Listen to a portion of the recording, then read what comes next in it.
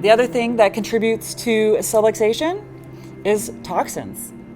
And it's only recently become a regular conversation or a topic of conversation in today's world. We have the GMOs, we have Monsanto with Roundup on so many products that causes leaky gut, the pollution in the air that we breathe every day. Whatever we're taking into our body has to process, it has to deal with, and it has to assimilate into our body. So toxins can cause things like inflammation, which lead to things like autoimmune disorders, and basic dis-ease and disharmony in the body and dysfunctions. There's a lot of threats to kids these days. There's a lot of toxins, and I talk about this all the time. It's starting from when mom is pregnant, even before she got pregnant. She maybe wasn't eating the high quality foods that she needed. She wasn't taking vitamins, or she was using products that had a lot of toxins.